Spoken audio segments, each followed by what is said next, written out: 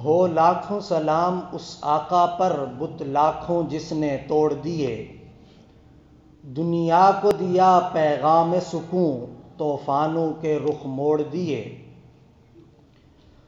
اس محسن انسانیت نے کیا کچھ نہ دیا انسانوں کو، اس محسن انسانیت نے کیا کچھ نہ دیا انسانوں کو، دستور دیا منشور دیا کئی راہیں دی کئی موڑ دیے۔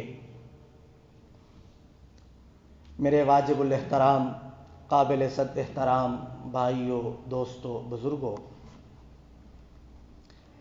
آج کی ہماری گفتگو کا عنوان ہے اصلاح معاشرہ، اسلوب نبویہ علی صاحبہ الصلاۃ والسلام کی روشنی میں۔ میرے بھائیوں، جیسا کہ انسان کے نام سے ظاہر ہوتا ہے کہ انسان انس سے ہے، انسان تنہا اور اکیلا زندگی نہیں گزار سکتا، نہ ہی انسان کو تنہائی پسند ہے۔ اسی لیے حضرت آدم علیہ الصلاۃ والسلام کو پیدا فرمانے کے بعد اللہ رب العزت نے حضرت حوا کو پیدا کیا تاکہ ان کی تنہائی کو دور کیا جا سکے، اور پھر حضرت آدم علیہ السلام اور حضرت حوا سے انسانیت کے نظام کو شروع فرمایا، مرد و زن پیدا فرمائے، یوں افراد سے خاندان اور خاندان سے معاشرے وجود میں آئے۔ ہم دیکھتے ہیں ہر انسان ہمیں دوسرے سے جہاں شکل و صورت میں مختلف نظر آتا ہے، وہیں پر اس کا مزاج اور اس کا ذہن بھی دوسرے انسان سے مختلف نظر آتا ہے۔ ہم دیکھتے ہیں کسی انسان میں خیر کا پہلو غالب ہے، کسی انسان میں شر کا پہلو غالب ہے، تو اللہ رب العزت نے دیگر مخلوقات کی طرح انسان کو ایسے ہی نہیں چھوڑ دیا جیسے خود رو پودا ہوتا ہے یا جنگلی جانور ہوتے ہیں، کوئی پوچھنے والا نہیں، جو دل میں آئے کرتے پھریں۔ اللہ رب العزت نے انسان کو ایسے نہیں چھوڑا، بلکہ انسان کی اصلاح کے لیے اللہ رب العزت نے سلسلہ نبوت شروع کیا۔ اور دیکھیے سلسلہ نبوت کب سے شروع ہوا؟ جب سے سلسلہ انسانیت کو اللہ تعالیٰ نے شروع کیا، ساتھ ہی سلسلہ نبوت کو بھی شروع فرما دیا۔ ہر قوم کے لیے انبیاء اللہ رب العزت نے بھیجے، انبیاء کو بھیجنے کا مقصد بھی اللہ رب العزت نے بیان فرمایا، وَمَا أَرْسَلْنَا مِن رَّسُولٍ إِلَّا لِيُطَاعَ، کہ انبیاء کو اللہ رب العزت نے کیوں بھیجا؟ تاکہ جن کی طرف جو نبی آیا ہے وہ اس نبی کی اطاعت کریں۔ فرد کی اصلاح بھی ہوگی، خاندان کی اصلاح بھی ہوگی، معاشرہ کی اصلاح بھی ہوگی۔ یہ سلسلہ نبوت چلتے چلتے جناب محمد الرسول اللہ صلی اللہ علیہ وسلم پر آ کر ختم ہوتا ہے۔ حضور علیہ الصلاۃ والسلام کی بھی وہی ذمہ داریاں جو باقی انبیاء کی تھیں، اور سامنے والوں کو بھی وہی حکم جو باقی قوموں کو تھا۔ فرمایا اطیعوا اللہ و اطیعوا الرسول، اللہ کی بھی اطاعت کرو، اس رسول جو تمہارے پاس آیا ہے اس کی بھی اطاعت کرو، یہ تم پر لازم ہے۔ بلکہ لوگ دعویٰ کرتے کہ ہم اللہ سے بڑی محبت کرتے ہیں لیکن آپ کو رسول نہیں مانتے، تو اللہ رب العزت نے اپنی محبت کا جو معیار مقرر کیا وہ بھی حضور علیہ الصلاۃ والسلام کی اطاعت کو مقرر کیا۔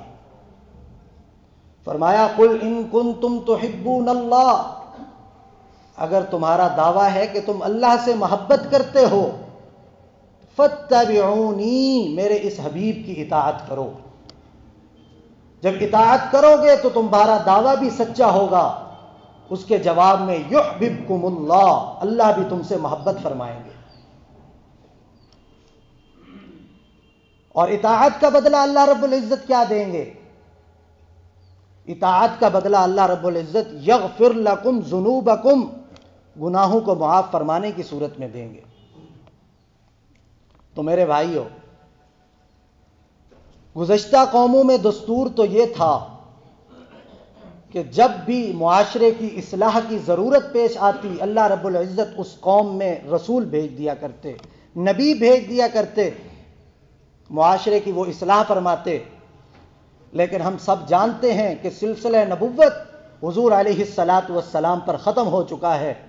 حضور علیہ الصلاۃ والسلام خاتم النبیین ہیں، آخری نبی ہیں۔ اب آپ کے بعد کوئی قیامت تک، قیامت تو آ سکتی ہے لیکن آپ کے بعد کوئی اور رسول نہیں آ سکتا، کوئی نبی نہیں آ سکتا۔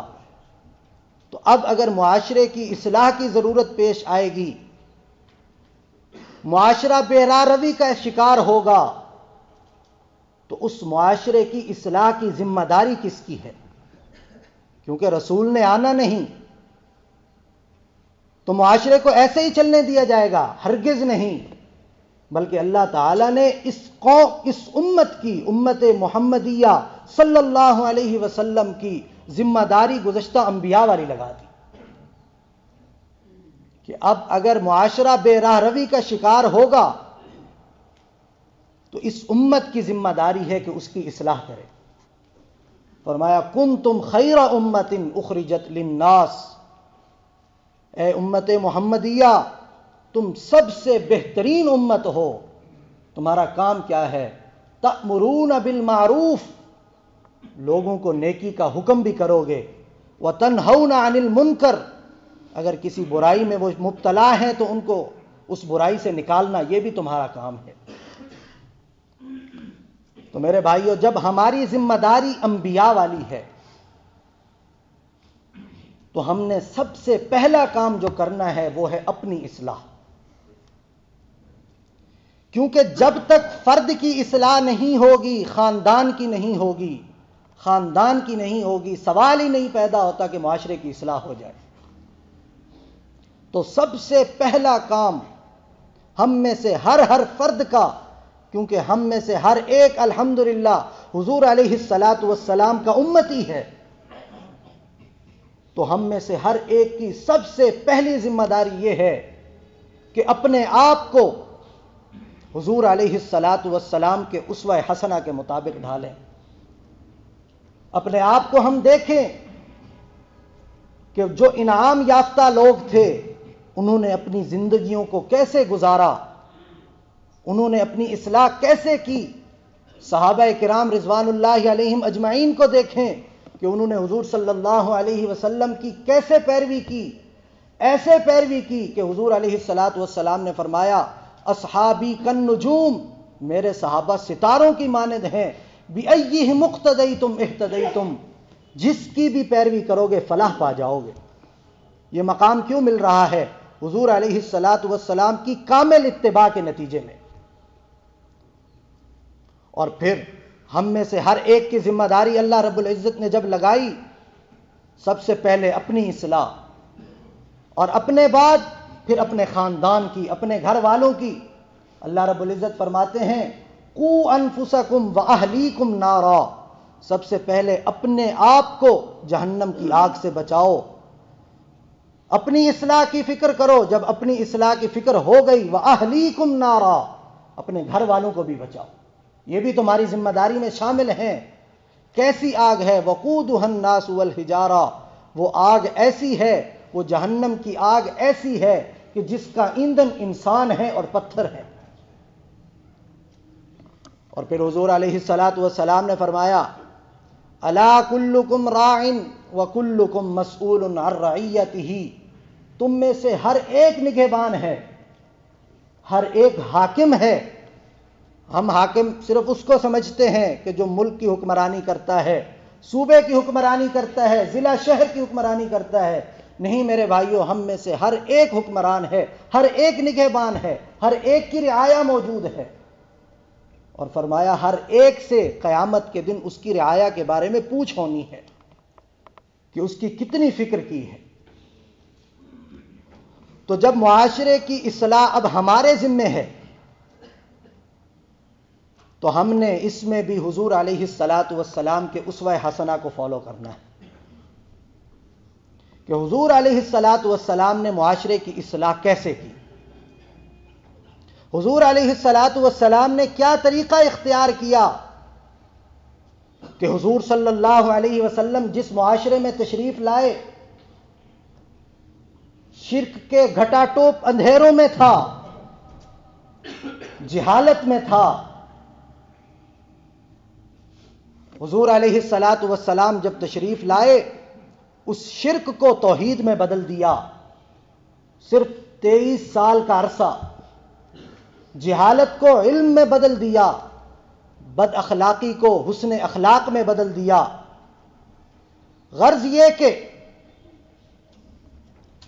وہ قوم جو ذلت کی پستیوں میں تھی ان کو عروج کی بلندیوں پر فائز کر دیا. یہ حضور علیہ الصلاۃ والسلام کا اسوہ حسنہ ہے.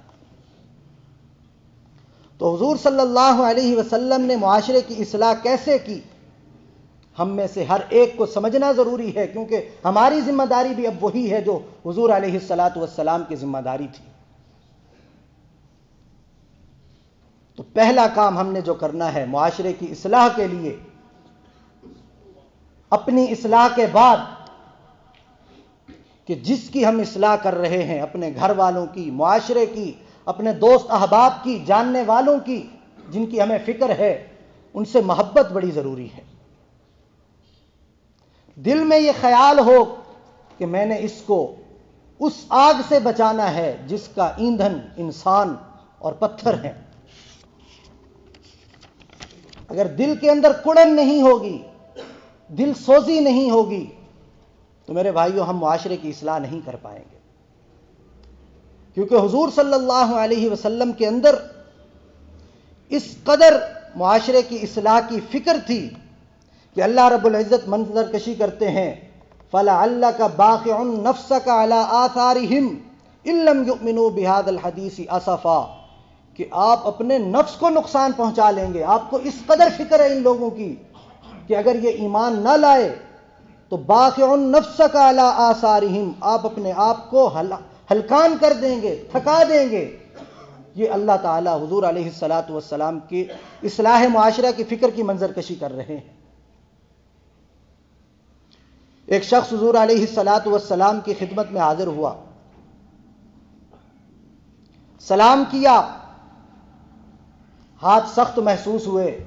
حضور صلی اللہ علیہ وسلم نے وجہ پوچھی تو کہا کہ یا رسول اللہ مزدوری کرتا ہوں، ہاتھ سخت ہیں، پتھر توڑتا ہوں. تو حضور صلی اللہ علیہ وسلم کی اس مزدور صحابی سے محبت کا عالم دیکھیے کہ حضور صلی اللہ علیہ وسلم اس کے ہاتھوں کو بوسہ دیتے ہیں. دیکھیے کہ جب اس شخص کو اب حضور صلی اللہ علیہ وسلم کوئی نیکی کی بات سمجھائیں گے تو کیا وہ نہیں مانے گا؟ ضرور مانے گا کہ ایک شخص مجھ سے اتنی محبت کرتا ہے، پوری کائنات کا سب سے عظیم انسان ایک مزدور کے ہاتھ چوم رہا ہے، تو کیا وہ مزدور ان کی بات نہیں مانے گا؟ ضرور مانے گا. تو ہمارے لیے بھی یہ ضروری ہے کہ ہمیں معاشرے کے افراد کی فکر ہونی چاہیے، دل سوزی ہونی چاہیے، تب ہماری بات اثر کرے گی. ایک صحابی تھے، حضور علیہ الصلاۃ والسلام کو محفل میں ہنسایا کرتے تھے. ایک مرتبہ نشے کی حالت میں لائے گئے، حضور صلی اللہ علیہ وسلم نے ان کو کوڑے لگوائے.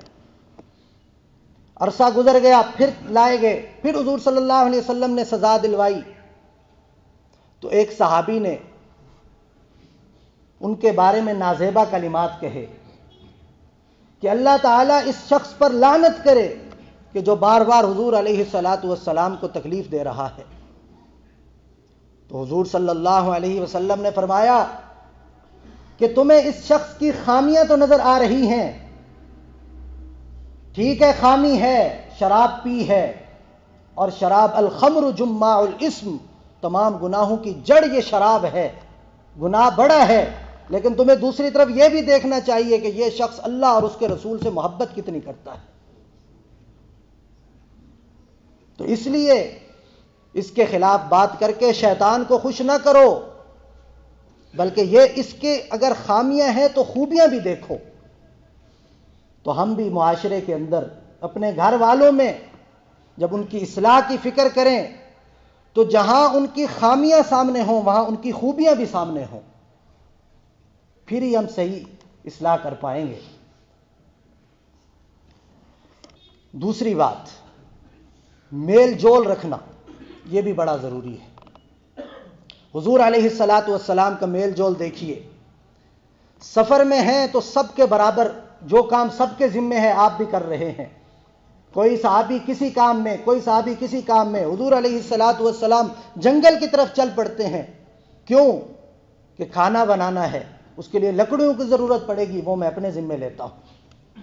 مسجد کی تعمیر ہو رہی ہے، کوئی اعزازی شان اپنی نہیں بنائی کہ میں تو نبی ہوں، تم میرے صحابی ہو، تم میرے خادم ہو، تم بناؤ، نہیں، جہاں باقیوں کی ذمہ داری ہے، حضور صلی اللہ علیہ وسلم اپنی بھی ذمہ داریاں ہیں، پتھر اکٹھے کر رہے ہیں، گارا بنا رہے ہیں۔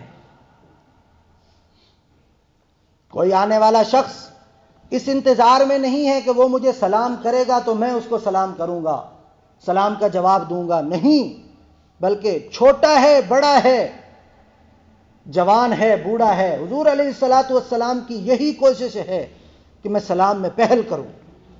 اسی لیے تو فرمایا البادئ بالسلام بریء من الکبر، سلام میں پہل کرنے والا تکبر سے بری ہے۔ اتنا بڑا پیمانہ کہ تکبر کتنی بڑی برائی آپ سب حضرات جانتے ہیں۔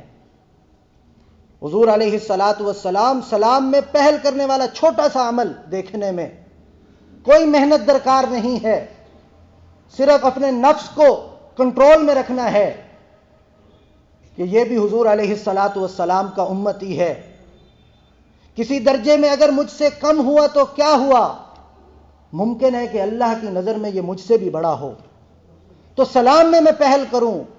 کوئی سلام میں پہل کرنے سے چھوٹا نہیں ہوتا، اگر چھوٹا ہوتا تو حضور علیہ الصلاۃ والسلام کبھی بھی سلام میں پہل نہ فرماتے، تو سلام میں پہل فرما رہے ہیں۔ اور حضور صلی اللہ علیہ وسلم کی جو لوگوں کے ساتھ محبت ہے وہ صرف باتوں کی حد تک محدود نہیں ہے، کوئی غمگین ہے تو آپ سب سے پہلے اس کے غم گسار ہیں،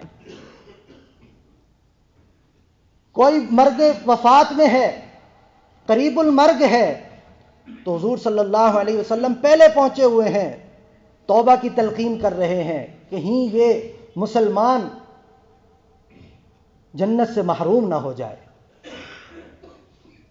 فوت ہو گیا تو تجہیز و تکفین میں ان کے رشتہ داروں کے ساتھ برابر شریک ہیں۔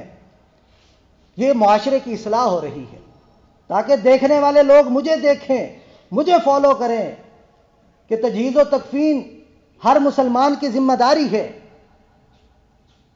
اسی لیے حضور صلی اللہ علیہ وسلم نے فرمایا کہ جو بھی مومن صبح بیدار ہوتا ہے تو اس کی ذمہ داری ہے کہ اپنے جسم کے ہر حصے کے بدلے میں وہ صدقہ کرے۔ اب صدقہ صرف روپے پیسوں کا نہیں، حضور صلی اللہ علیہ وسلم نے فرمایا کہ دو مسلمان آپس میں لڑے ہوئے تھے، آپ نے صبح اٹھ کر ان کی آپس میں صلح کرا دی، یہ بھی صدقہ ہے۔ کسی کو سواری پر سوار ہونے میں مشکل پیش آ رہی تھی، آپ نے اس کی سوار ہونے میں مدد کر دی، حضور علیہ الصلاۃ والسلام نے فرمایا یہ بھی صدقہ ہے۔ کسی کو سامان اٹھانے میں تکلیف ہو رہی تھی، آپ نے سامان اٹھا دیا، حضور صلی اللہ علیہ وسلم نے فرمایا یہ بھی صدقہ ہے۔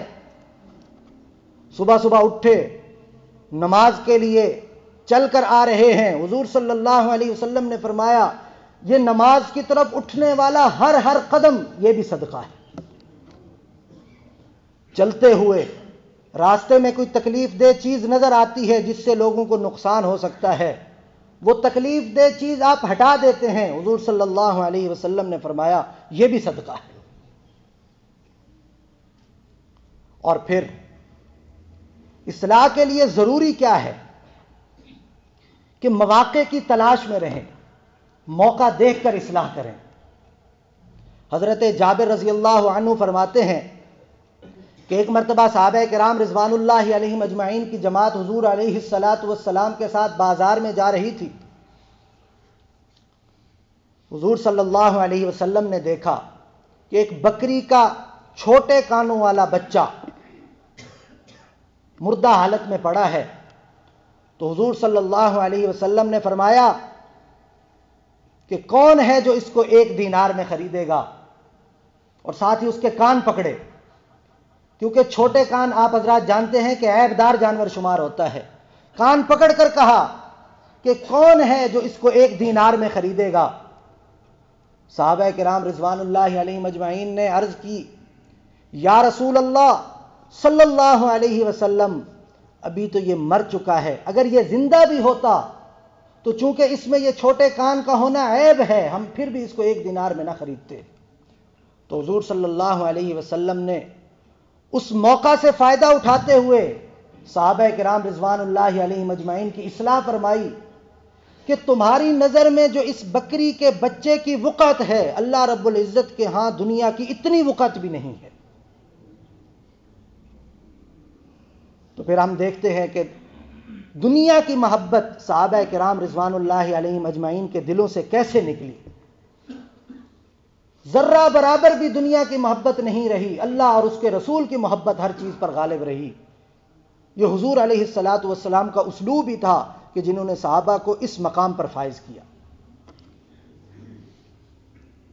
تو اسی لیے اصلاح کا تقاضا کیا ہے کہ حضور علیہ الصلاۃ والسلام کے اسلوب کو اختیار کیا جائے۔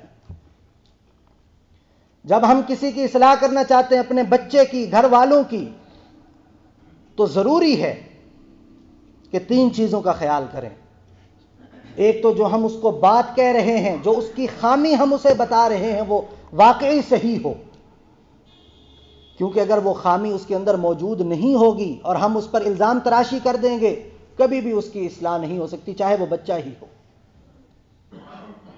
دوسری بات، طریقہ صحیح ہونا چاہیے۔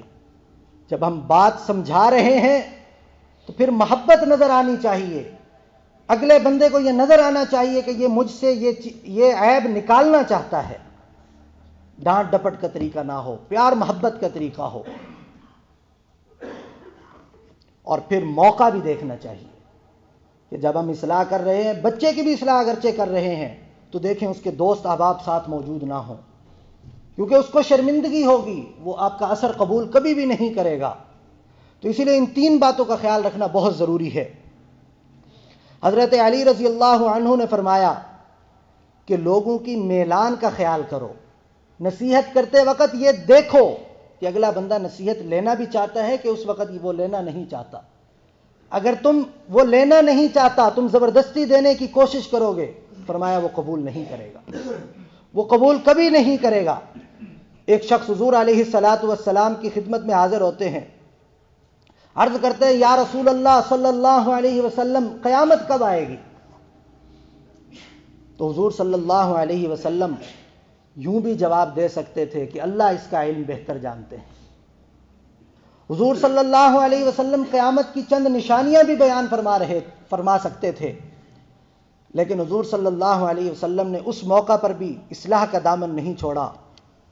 فرمایا، ما اعدت لہا، تو نے اس قیامت کی تیاری کتنی کی ہے؟ تو نے کتنی تیاری کی ہے؟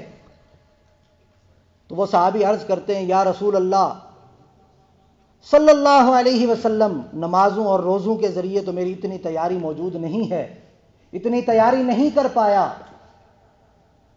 لیکن اتنی بات ہے کہ میں اللہ اور اس کے رسول سے محبت بہت کرتا ہوں۔ تو حضور صلی اللہ علیہ وسلم نے خوشخبری سنائی کہ انتا ما احببتا، قیامت کے دن تیرا حشر اسی کے ساتھ ہوگا جس کے ساتھ تو نے محبت کی۔